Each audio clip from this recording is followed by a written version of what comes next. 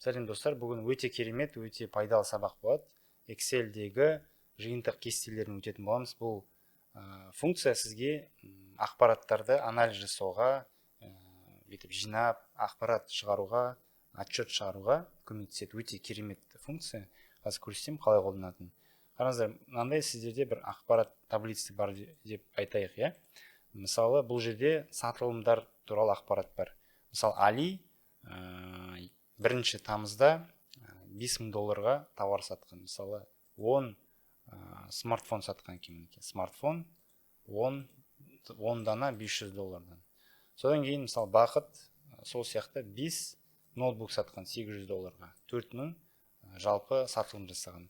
Енді, мысалы, сізде осындай тапсырма бар. Бұл таблицаның ішінде анықтау, кім көп сатылым жасады, кім ең көп сатылым жасады. Мысалы, сіз сыйлық бергіңіз келіп тұр деген сияқты. Яғни сізде сондай бір тапсырма бар. Қалай біз бұл нәрсені оңай жасай аламыз осы жиынтық кестелері арқылы? Мінекей қараңыз, ең бірінші осы таблицаның ең бірінші ячейкасына басасыз осылай. Содан кейін кірістіру дегенге басасыз. Орысша вставить деген болады. Мынаған басасыз да, жиынтық кесте дегенге басасыз. Содан кейін окей дейсіз, болды. Сізде уже мынандай парақша шығады, жаңа шит шығады. Енді бұл жерге сіз сатушыны бүйтіп алып мышкамен жолдар деген жерге лақтыруыңыз керек.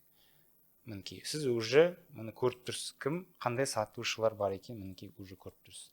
Енді біз әр осы адамның қанша сатқан білу үшін жай ғана мұндан жалпы сатылым деген колонканы мәндер деген жерге лақтырамыз.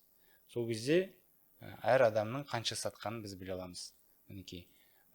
Енді мына жерде ең көп қайсысы сатқан білу үшін біз сортировка жасасақ болады.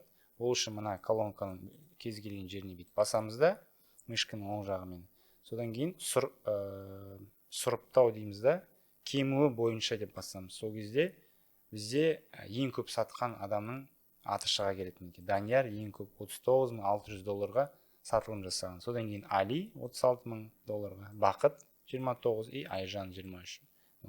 Енді бұл көрдіңіз, керемет бір өте қысқа уақытта сіз осыны отчет шығарып алдыңыз. Ал егер бұл функция болмаса, қолданып білмесеңіз, сіз бүйтіп әр қайсысын бүйтіп қолмен суммировать етіп, бүйтіп отыратыныңыз ұзақ болатын.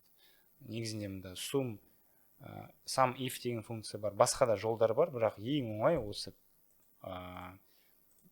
осы функция жиынтық кестелер арқылы жасау.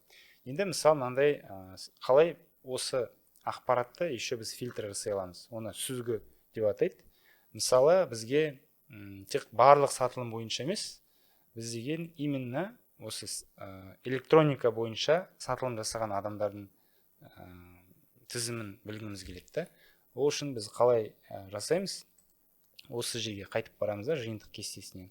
Міне сүзгілер деген жерді қолданамыз. Мына жерден тауып аламыз категорияны, категорияны сүзгінің үстіне лақтырамыз. Болды, мына жерде жоғарыда сізге фильтр шығады.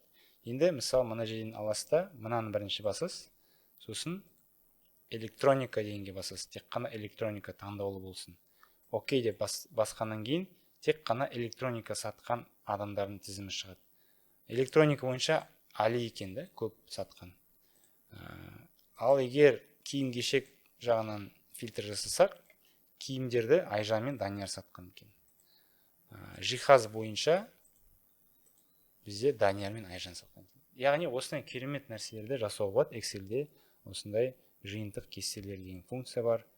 Бұл деген Excel-дің номер 1 функциясы деп те айтуға болады шығар. Сондықтан қолданыңыздар, қалай қолданатынын уже білесіздер. Іске сәт, келесі видеода көріскенше сау болыңыз.